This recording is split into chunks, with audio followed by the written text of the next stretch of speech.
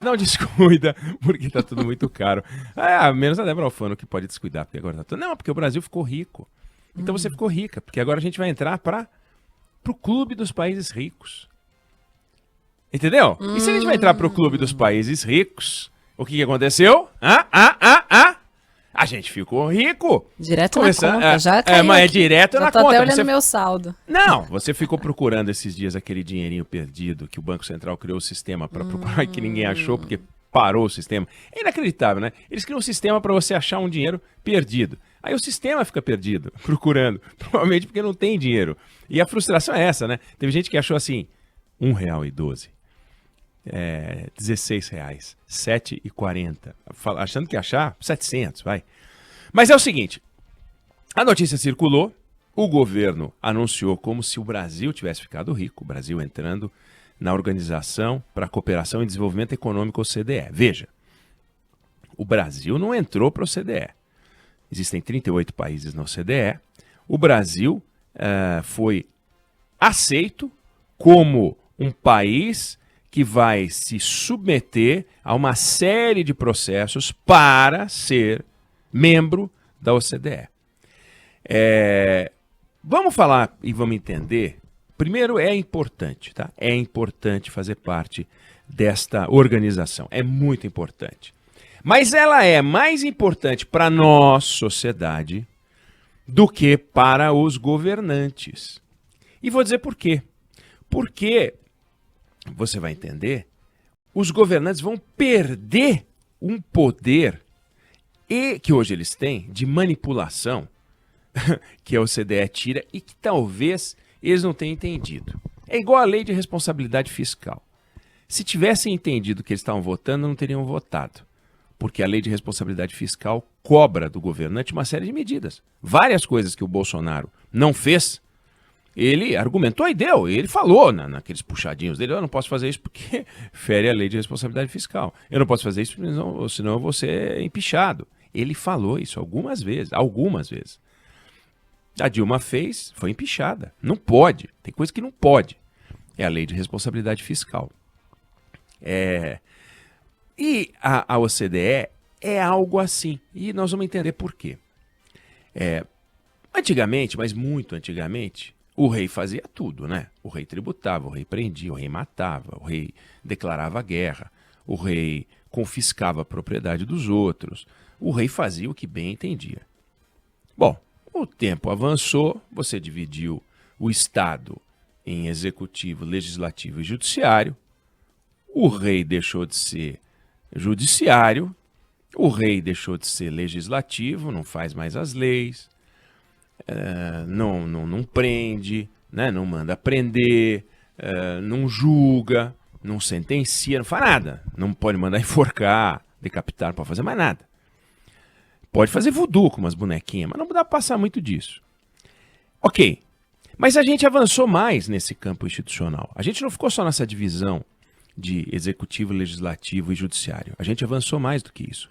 A gente foi tirando destes poderes, se funciona bem ou não, essa é outra discussão, a gente foi tirando o poder discricionário, aquele poder de fazer o que bem entende. Então a gente pegou o poder executivo, por exemplo, e criou uma agência de aviação civil. A gente criou uma agência de petróleo. A gente criou uma agência de saúde, a Anvisa. A gente criou o Banco Central, que agora é independente. A gente criou uma agência de água. A gente criou uma agência de telefonia. A gente criou uma agência de transporte terrestre.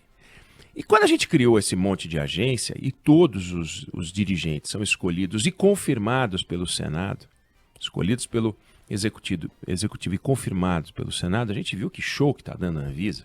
Independência. Ela aprova uma vacina, o presidente bate pé, o ministro da Saúde bate pé, mas a vacina foi aprovada. Por quê? Porque o Estado ganhou uma força que o governante perdeu. Imagina se fosse no tempo do rei. Com vacina hoje, mas o rei podendo fazer tudo. Podia prender o governador, podia prender o prefeito. Ele não deixou as pessoas saírem de casa. Prende. Enforca. Não pode mais. Então, a gente foi criando essas agências. Eu não estou me preocupando muito com a ordem em que as coisas aconteceram, mas veja. Aí a gente tem organismos multilaterais do mundo. Organização Mundial da Saúde, Organização Mundial do Comércio. A Organização Mundial do Comércio pode estabelecer uma sanção para um país que age de forma irregular no campo do comércio exterior, por exemplo. E com isso você vai tendo uma organização entre os países, a ONU, a Unesco, a FAO, o FMI. E algumas dessas entidades são entidades que não têm esse poder como a ONU tem, como a OMS tem, como a OIT, enfim. A OMC, né, que estabelece multa, por exemplo, punição. E tem a OCDE. O que é a OCDE? A OCDE é uma organização de cooperação.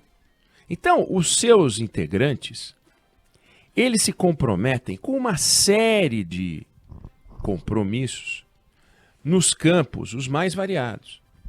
No campo da siderurgia, do trabalho, política ambiental, regulação, ciência e tecnologia, tributação, estou lendo aqui porque eu não lembro, né? Saúde, inovação, previdência, agricultura, alimentação, crescimento sustentável, indústria, governança pública. Gente, a lista é monumental, é gigantesca. São compromissos. Para fazer parte da OCDE, são compromissos.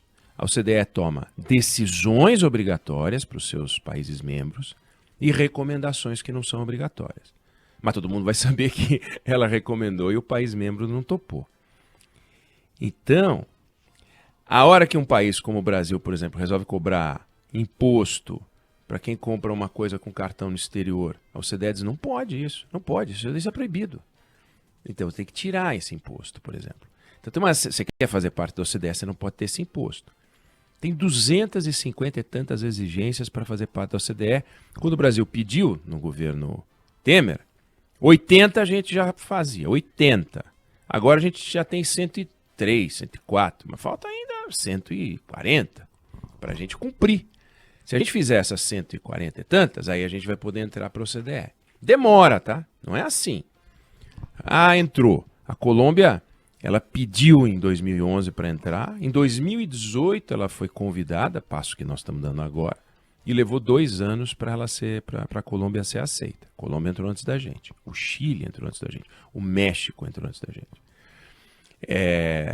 Então, entrar lá não é tornar-se um país rico. Eu não sei por que chama Clube dos Países Ricos.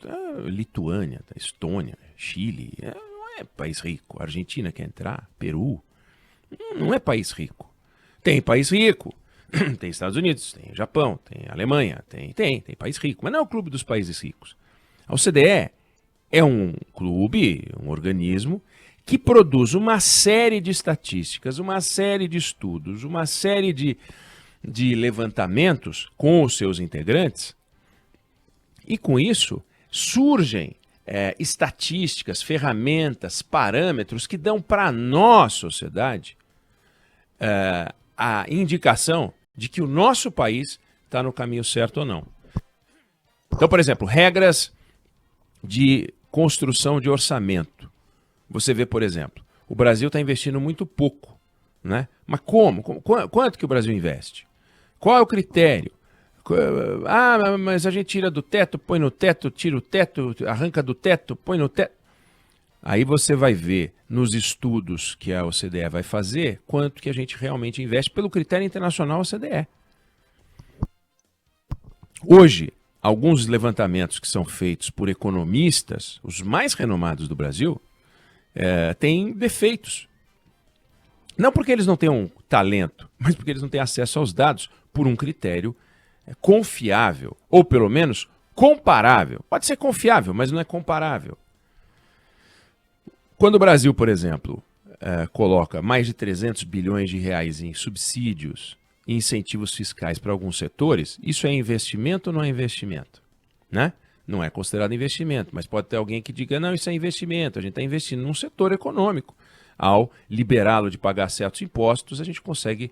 É uma forma de investimento, tá? Mas não é investimento em infraestrutura. O que é infraestrutura? Qual o conceito? Como funciona? Manutenção entra em investimento? Mas como que entra? Parece uma discussão meio amalucada, mas ela é muito importante, porque você tem que conhecer as regras de um país para saber se ele está avançando ou não está avançando. Então fica o governante da vez falando que fez isso, que fez aquilo, né? Quantas vezes o governante... Você quer ver? Nós já inauguramos a mesma obra algumas vezes. Nós já falamos disso aqui. Inaugura a pedra fundamental, depois inaugura o primeiro trecho, depois a obra fica parada 2 anos, é retomada e aí inaugura de novo. Aí inaugura o terceiro trecho. Aí o presidente que entrega, às vezes botou 3% da obra e ele disse que inaugurou a obra. E quando você vai ver, a obra foi inaugurada por 5 presidentes. Não é possível, não tem 5 obras, só tem uma obra. Ou seja, há um espaço hoje para o embuste. Estamos fazendo uma revolução no ensino, criando as escolas cívico-militares. Essa enganação do governo federal. Vão ser 50 por ano, vezes 4, 200. Ou sei lá, 300 escolas. Tem 180 mil escolas no Brasil, vai ter 300 escolas cívico-militares. Em cada capital teremos uma. E daí cada capital teremos uma? Em São Paulo tem 12 milhões de habitantes, vai ter uma escola. Sabe, não faz o menor sentido. Fortaleza, mano, capital gigantesca, vai ter uma escola. Pelo menos uma. E pra que pelo menos uma? Por que não pelo menos nenhuma? Ah, não, pelo menos a gente tá fazendo alguma coisa. Não tá fazendo coisa alguma. É como o governo do Maranhão, eu gosto de citar. Pau aqui, pau ali. Uma escola bilíngue. Estamos criando um plano, um programa de escolas bilíngues. Tem uma. Uma. O governador do Maranhão criou uma escola bilíngue. Então vai ter lá 200 alunos que vão falar inglês, além do português. E o resto se virando para aprender o português. Mal é mal. Mal é mal aprendendo matemática. Aí ele vai lá e faz um investimentozinho, chinfrim, e faz uma escola bilíngue. Uma. Para quê? Para dizer, iniciamos. Isso aqui é o projeto piloto de uma grande transformação do Maranhão, que vai levar 100 mil anos. Não tem o menor sentido. Enganação. Então, quando entra uma OCDE dessa, ela consegue fazer estudos na área de educação, estudos na área de saúde, estudos em tudo que é área, para que o país esteja dentro de um parâmetro aceito internacionalmente, diminuindo o poder demagógico dos governantes. Então, estão festejando os Paulo Guedes, o Bolsonaro, os Jair Bolsonaro, os Eduardo Bolsonaro. Entramos para o clube. Entramos para um enrosco, que eu acho ótimo. Mas atenção, senhores governantes de 2023, Lula, né, próximo presidente, Bolsonaro, próximo presidente, Moro, próximo presidente, Simone Tebet, João Dória, o próximo presidente, qualquer um desses aí. Atenção, o CDE vai estar no cangote ali produzindo número. E ainda a gente vai ter que pagar. Vai ter que pagar 8, 10 milhões de dólares por ano para fazer parte desse clube. Eu acho ótimo, porque vai diminuir a capacidade de enganação desses camaradas. Não vamos ver isso como uma coisa de, eles admiram muito o Brasil. Não, a gente é que pediu para entrar lá. Eles não vieram falar, ai, por favor, tá faltando só você. Sabe assim, festa não é festa se a Anitta não for, você é a Anitta. Nós não somos a Anitta, nós somos o Brasil. Então eles convidaram, porque eles aceitaram o pedido do Brasil, da Argentina, do Peru, da Romênia, da Bulgária e da Croácia. Esses são os países. Brasil, Argentina, Peru, Romênia, Bulgária e Croácia. Nós estamos nesse grupo. São países ricos? Então seremos os novos países ricos. Mais 6, nós e mais 5. Então é importante, é fundamental que a gente esteja sobre o crivo, sobre a vigilância desses organismos, e este em particular é muito bom. Técnicos da melhor qualidade. Toda hora vai ter um técnico aqui. Toda hora vai ter um grupo aqui. E de outros países. Não é a gente que vai ficar mandando os dados, não. A gente vai verificar o dado de outro país, vai vir gente de lá para ver o daqui. Então não dá mais para enganar. O orçamento vai ter outra forma de fazer. Vai mudar muito na maneira do manuseio dos dados. Então, a entrada na OCDE não nos torna ricos, mas diminui a manipulação e a capacidade de embuste e enganação dos governantes sobre a sociedade.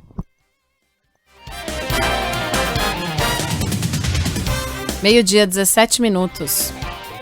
Ministério da Saúde faz mudanças na nota técnica em que comparava efeitos da cloroquina com a vacina em pacientes com Covid-19. Natália Pazzi tem detalhes. O Ministério da Saúde volta atrás e edita uma nota técnica que continha uma tabela que questionava a eficácia das vacinas contra a Covid-19 e apostava na hidroxicloroquina. O objetivo da nota técnica foi rejeitar um protocolo que contraindicava o uso do chamado kit Covid. O protocolo foi aprovado pela Conitec, que é uma comissão formada por médicos e especialistas em saúde para auxiliar o Ministério da Saúde na incorporação e exclusão de tecnologias, tratamentos, diretrizes e protocolos adotados no Sistema Único de Saúde. Segundo o Ministério, a exclusão do quadro foi feita porque alguns pontos do texto original tinham sido interpretados de maneira errada.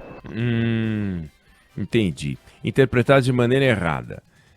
Não é escritos de maneira errada. Não é pensado de maneira errada, né? Eu acho que o que a gente deveria interpretar de maneira correta seria a publicação no Diário Oficial da exoneração do imbecil que fez isso e do idiota que o chefia. No caso, o ministro da Saúde, que se comporta de uma maneira abjeta. É um desastre esse ministro. Mas eu acho que a gente tem que começar a olhar para o ministro da Saúde como um... Sabe, Débora, quando você vai passar, você passa em algumas avenidas, isso tem em várias cidades, né? Tem aquele bonequinho que joga um vento de baixo para cima. É um ventilador que fica virado para cima. E o bonequinho é um grande casaco com uma cabeça de boneco que fica mexendo os bracinhos assim, por causa do vento. Sabe o que é? Uhum. E que é para indicar que ali tem uma loja que conserta pneu, ou para indicar que ali tem uma concessionária de veículos. É uma indicação, né? Eu não sei se é para algum setor específico. É aquele boneco biruta, né? Biruta. Boneco de posto. De posto, então. Então, eu acho que o ministro Marcelo Queiroga é uma espécie de boneco de posto, um biruta. É biruta. Então, onde ele está, você sabe que tem uma reunião que envolve o Ministério da Saúde, mas envolve esse boneco que não vale nada. É mais uma localização. Ó, aqui está o ministro. O Ministério da Saúde a gente tem que continuar a levar a sério, porque é uma casa muito séria, mas muito séria.